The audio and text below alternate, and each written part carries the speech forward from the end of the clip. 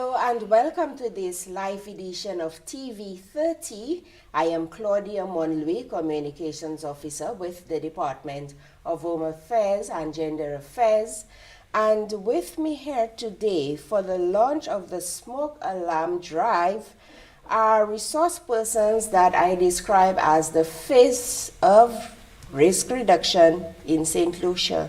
And I shall now call upon them to introduce themselves to our audience. Yes, my name is George Victorine, Acting Chief Fire Officer, St. Lucia Fire Service. Mabias Francis, Assistant Divisional Officer, Fire Prevention in the St. Lucia Fire Service. Maria Mida, Acting Director, Nemo.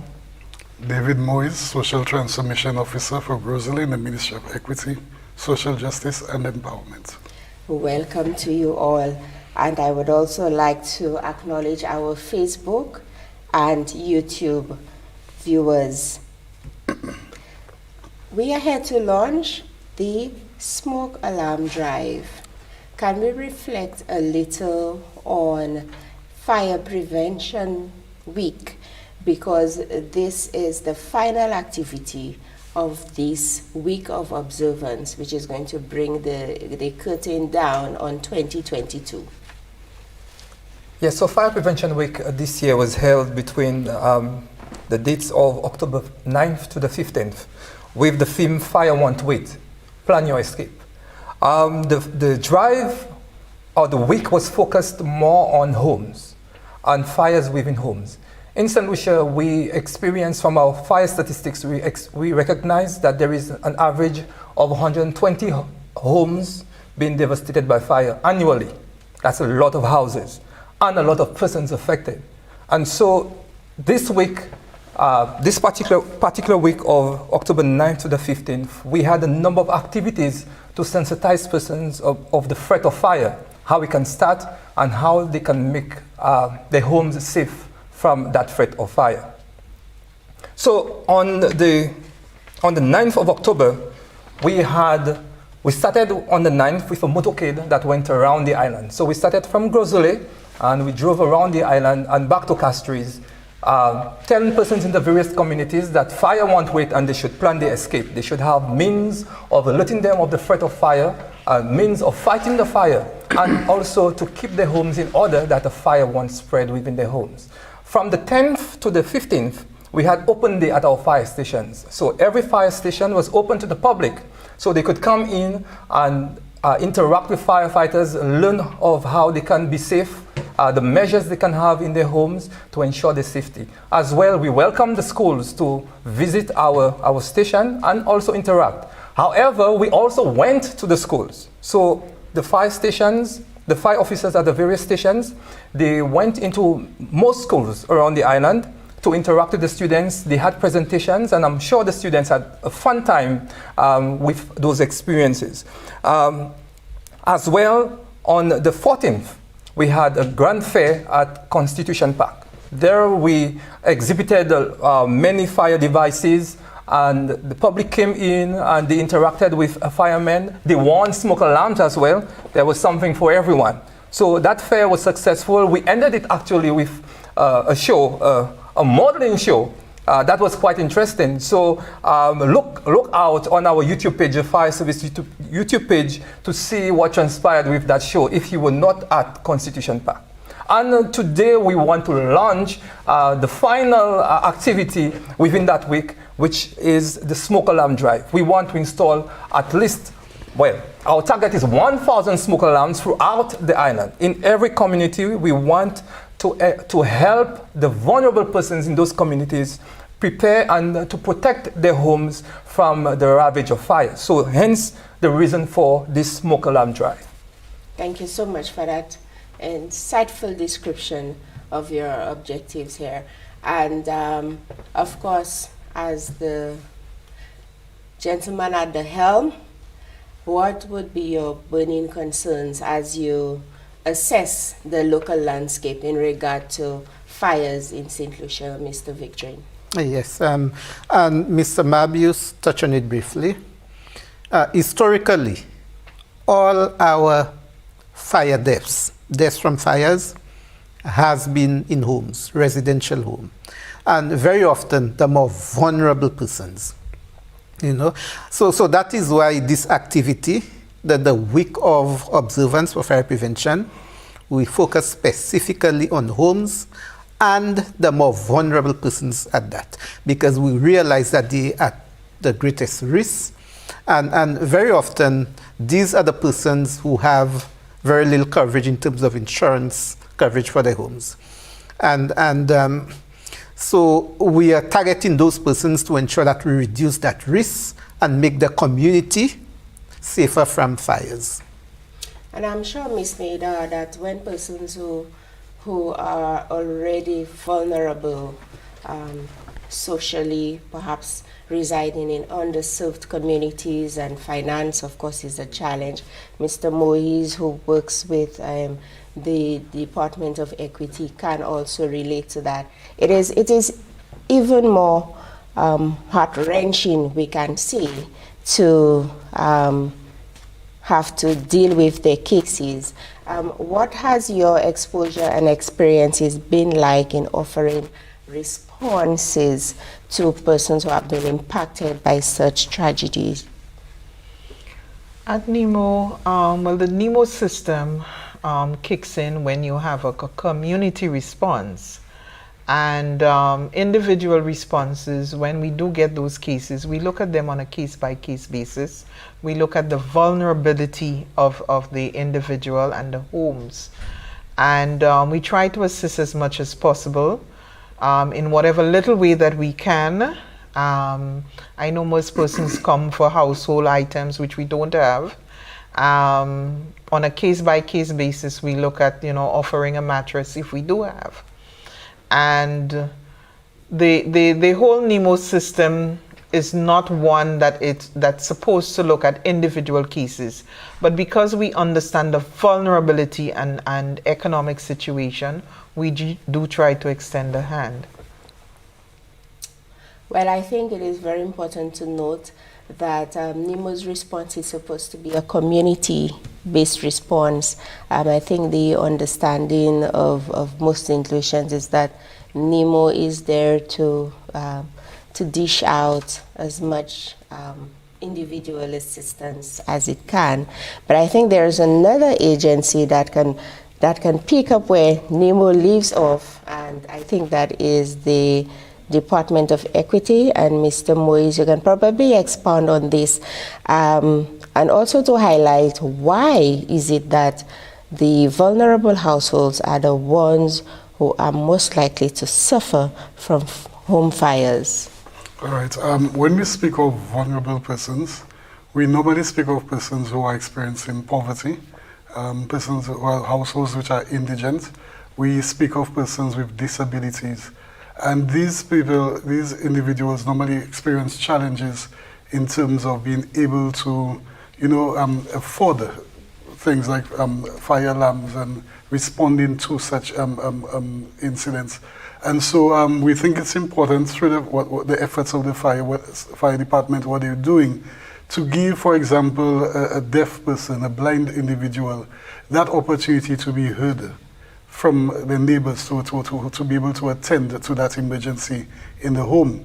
At the Ministry of Equity and Social Justice and Empowerment, what we do is any individual who has experienced some loss as a result of fire, they go into the ministry, they inform of their loss. The ministry takes down information with regards to the structure, whether it's wood and concrete, the loss that has been experienced. And we try to get the fire extract from the fire department. That extract is taken by the welfare department, and a letter is prepared on behalf of the victim and can be taken to various agencies where they're seeking assistance, whether it be Red Cross, whether it be some business places,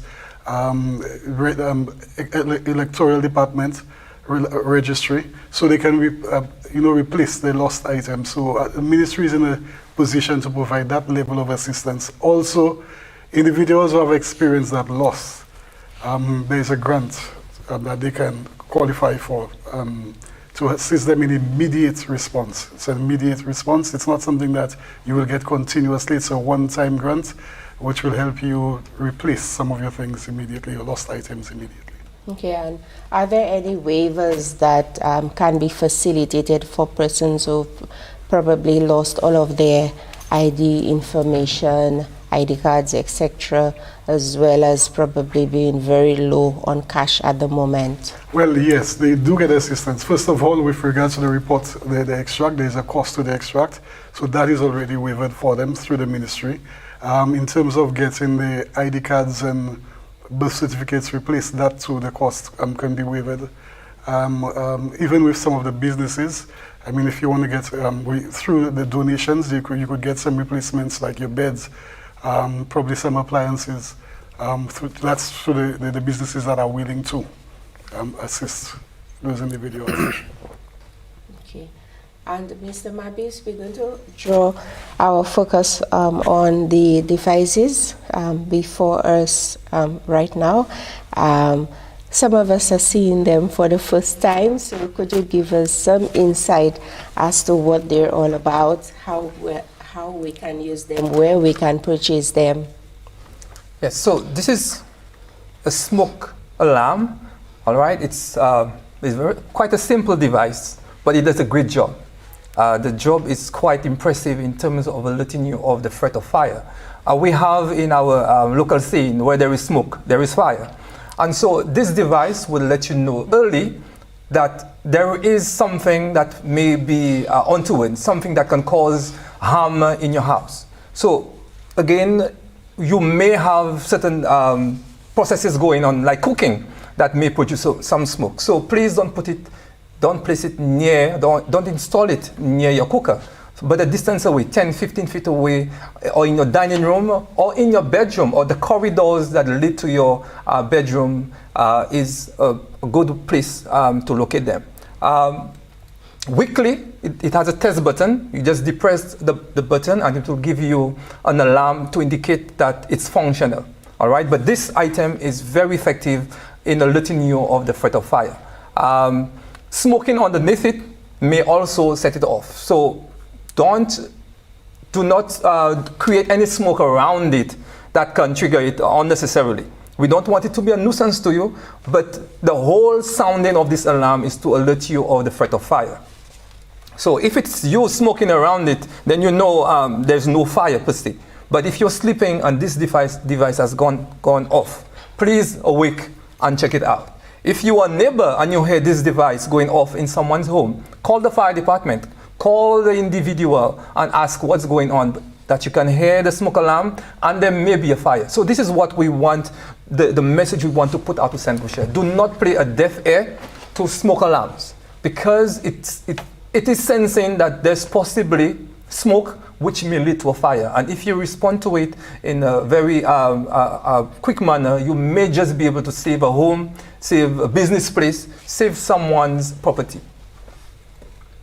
It sounds simple enough to be used, and of course I would imagine that when you are going into the various communities, there will be demonstrations and more information imparted to the residents who will be the recipients of the smoke alarms. Mr. Moise, can you tell us the criteria to decide on who will be the recipients of those? Well, for me, I'm working with the Grocery Disaster Preparedness Committee in identifying vulnerable persons who will be receiving these alarms. And we're looking at vulnerable households where you have persons who are disabled, as I said, or persons who really cannot move quickly, like the elderly. So these are some of the criteria that we're looking at right now. If the elderly is at home and you know, most times the family member goes to work, having that smoke alarm would alert the neighbor of an emergency. So the criteria would definitely be someone who's considered to be vulnerable, and the ministry, we do use a tool to determine persons who are vulnerable. We do have a list of vulnerable persons. The DDCs do have a list as well. So one, you must be a vulnerable person. And we're also looking at the fact that, you know, whether you're elderly, whether you have that disability, or whether you're unable to move as quickly as possible if something were to happen. So these are the individuals we're hoping to qualify. That sounds good. And of course, 1,000. So you are hoping to touch every community in this campaign. Can you speak to the corporate support which you have been able to tap into to make this initiative a possibility? Yes, I would like openly to thank Lucia as being one of our great sponsors. Lucia has made over 150 of those smoke alarms available to be distributed. So let me openly thank Lucia for making this a reality. As well, Bank of St. Lucia has partnered with us in making smoke alarms available. So again, we want to thank them in a very big way. As well, we have many other persons out there and business places as well that have indicated that they're willing to partner with us. Although we have not seen it as a reality, but we take that promise to be something that will be materializing in the future. As well, let me see that prior to installing those alarms, we plan to have town hall meetings, and we'll be seeking the assistance of the DDCs as well to have those town hall meetings in every community to sensitize persons of the smoke alarms. So even though you may not be getting one, you will certainly get enough information to prompt you to get one. But as well, as you've just mentioned, should you hear the alarm going in your neighbor's house, that you will call for assistance, you will get the attention, you may even go in to assist that elderly person, that differently able person to make an exit. This we want to really spread around the island. We need to be our neighbor's keeper. Further to this, we have a proverbial saying that says, "Lebab come out du puy fe right?" So we hope that everyone will take note of this and prepare themselves for the eventuality. Fire is not a respecter of person. It can happen to anyone. Although it affects those who are vulnerable more frequently, but it can affect everyone. And of course, in our discussions earlier, you did mention that, Fire Chief made a very important point. The cost for those devices begins at around $30, and of course, when you compare that to the investment that your home would have accrued to, it far outweighs. Yes, so this initiative targeting the more vulnerable persons is a start. Now, the more vulnerable persons may not be able to afford those smoke alarms as readily as the general public. So we are starting with them, and with the sensitization, our hope is that those who can afford, having received the information or having seen how it works for the more vulnerable person, that will prompt them to make the sacrifice the commitment to have smoke alarms in their homes to protect them as well. Because as Mr. Mabu said, fire has no respect for persons. It's not just the more vulnerable persons, it affects all of us.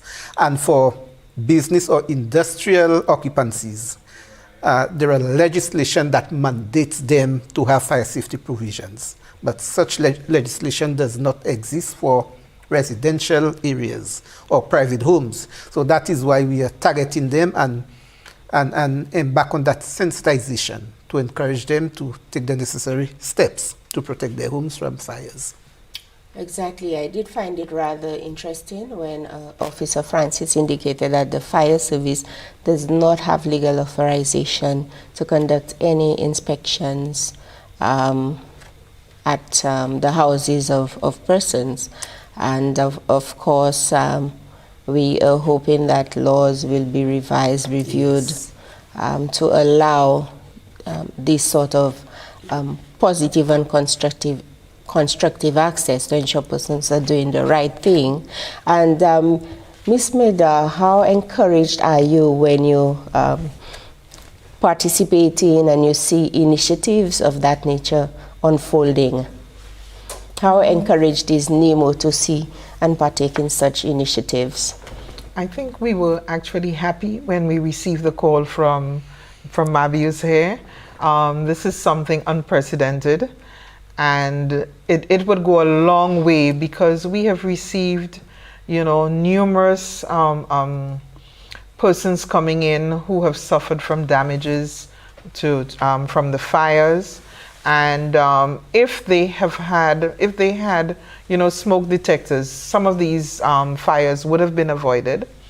And we're hoping that we can assist fire and work with social transformation in the communities to be able to promote the smoke detectors, fire safety, and it begins with on the community level. And our district disaster committees were very enthusiastic, when the call came in to them, for them to be able to identify persons, to receive the smoke alarm. So we would be working along with fire as usual. We're always working with fire, but on this community level, to ensure that we look at a holistic approach. Most times we come and people figure out it is just we're talking about hurricane and storms and tsunami, but fire is a real hazard, and it is something that most of us are familiar with. So I want to commend the fire service on this initiative and pledge our support at Nemo to work with them. If memory serves me well, there was a fire at Bishop's Gap where the one neighbor's house got impacted, and the other and then even a vehicle that was parked on the road got impacted.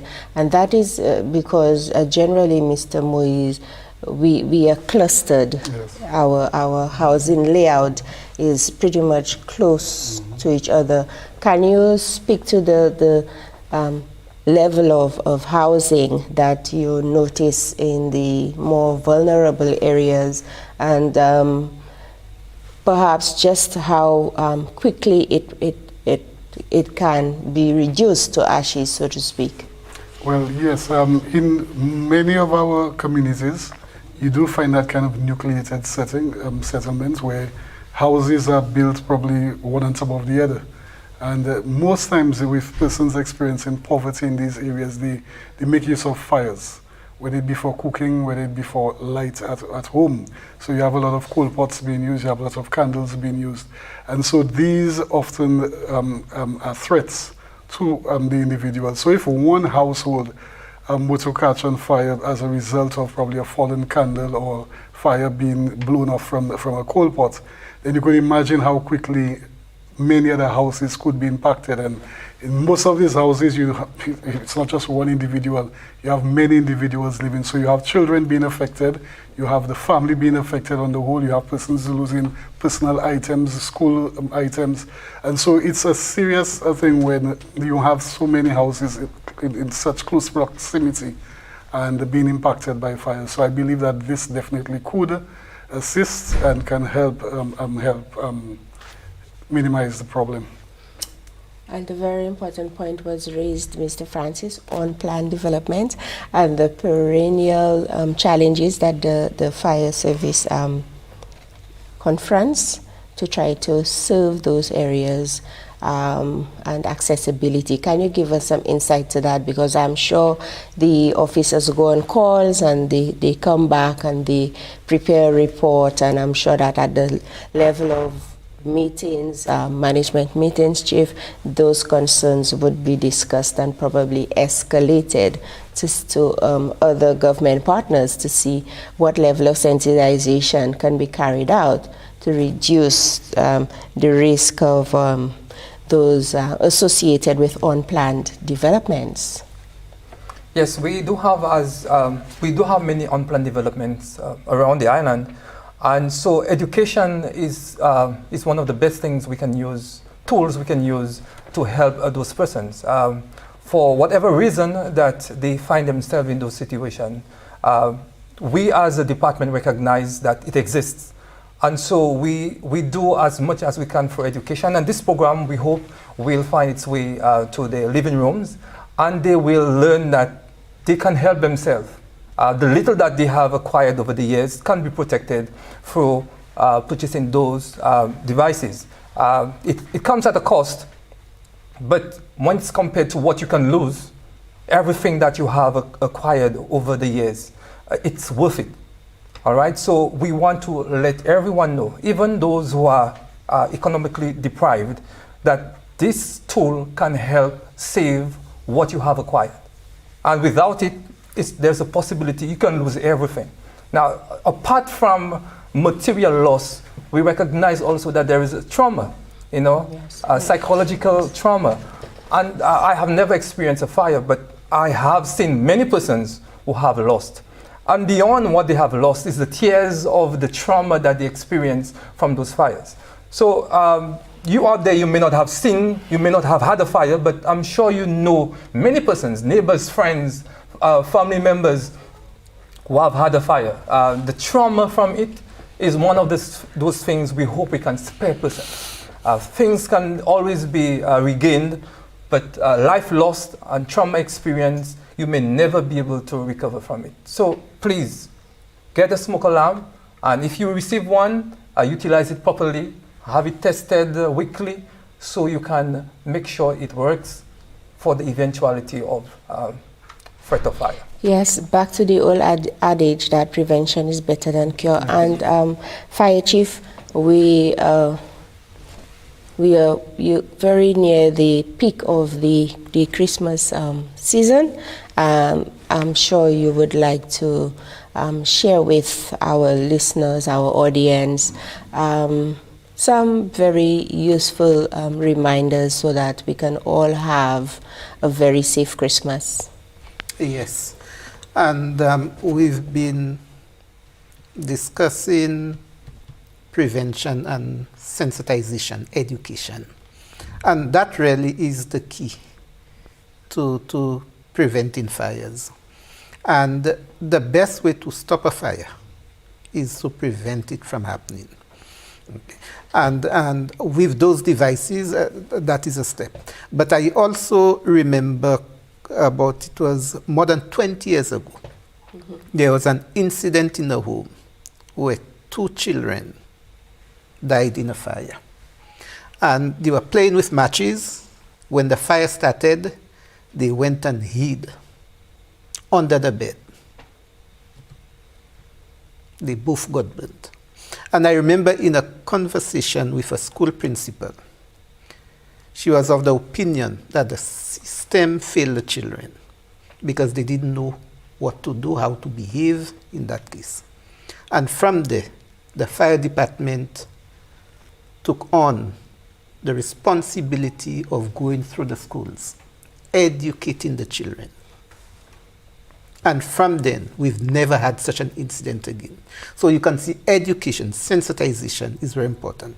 And every season, you know, the holiday season, the fire service goes on a drive to issue fire safety tips to St. Lucians to have them understand how they can better protect themselves, protect their homes, how to use appliances, how to do the cooking, because there are increased activities, there are all kinds of social activities.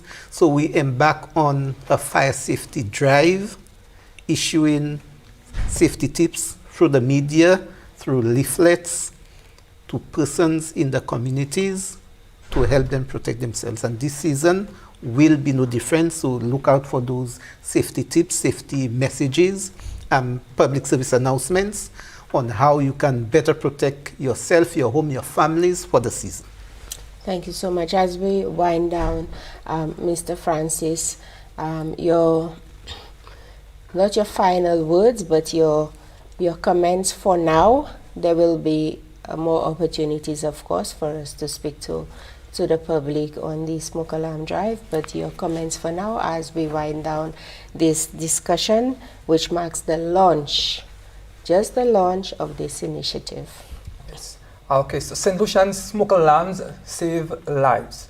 And so in the coming days, look out for those those town hall meetings. We will be going around to inform you of the dates. They will be aired, so please come out, join us to learn more of about smoke alarms, fire safety, and also hurricane preparedness, flood preparedness. We won't only be speaking about smoke alarms, but we respond to all forms of emergencies and disasters. So we want you to be ready for the eventuality of any kind of disaster, but especially fire, because fire is an all-season disaster, an all-season hazard. That's so very true. And I think Miss Maida can lend her voice to that as well. Miss Maida, as we let you go to attend to, you can say, an opposite element which hit St. Lucia recently, which is, you know, the flash floods. Your comments, your observations as we wind down this launch. I want to echo Mr. Francis's sentiments about the fire alarms. It helps us keep safe. Again, like I said, it is another form of hazard, not just floods and hurricanes, but fires are real, and as the theme says, fires won't wait. It won't wait for you to grab something. It won't wait for you to say, well, I'm not ready yet, and so on. They are real. Attend the town hall meetings. The district disaster committees will be there to support the drive, the project. I think it's a very, very good one. You know, there are safety tips, like Mr. Francis said, that we can take. We at Nemo look at a holistic approach to disasters, and that's a comprehensive approach. We look at fire, hurricanes, earthquakes, and so on. But today we look at the fire. Candles, we notice, especially during the Christmas season, is one where the fire department gets a lot of calls. And it is something that we don't promote during the Nemo system, within the Nemo system. So as much as possible, you know, use battery operated candles. I know they sell them around the place. So for lighting or whatever aesthetics that we want to use during the Christmas season. Battery operated, there's solar powered items that we can use as alternatives. And our community guy, you're going to be on the ground. We did not touch on any Creole today, but I'm sure that as we go, right, Mr. Francis, as we go throughout the different communities, island-wide, the message will be imparted in Creole as well. Yes, it will. I will do my best to ensure that it is. Nous allons encourager tout le monde pour sortir de haut et puis si différents les accueillir pour 20 commissions à ce manière où ça chebe ko safe durant cette saison et puis pour servir ces devices là qui devant nous pour assurer qu'ils vous bien protectés et puis protéger les cailloux aussi. So nous allons m'aider pour côté et puis pour venir les rôles ces meetings ça là qu'accueillir. That's the best I can do. Merci bien, Mr. Moise. That was a wonderful attempt. And Mr. Francis, finally, those will be available at various hardware stores throughout. Yes, they are available at most of our hardware stores. And if they are not right now, we hope that the proprietors are hearing us and they will make them available in bulk. Hopefully, St. Lucians will go out there and purchase all of them to ensure that their homes are safe. And they can return and patronize that store, right? So if our homes are fine, we have that extra money, we can really utilize it in other places during the holiday season. And I'm just thinking that this could also be a wonderful Christmas gift as well, giving the gift of safety and protection to each other, all part of the collective responsibility that we highlighted in our discussion here this morning. And of course, now we bring the curtains down on a live edition of TV 30 here at the studios of the GIS NTN, where we marked the launch of the smoke alarm drive. We are so grateful for your time. Thank you for listening.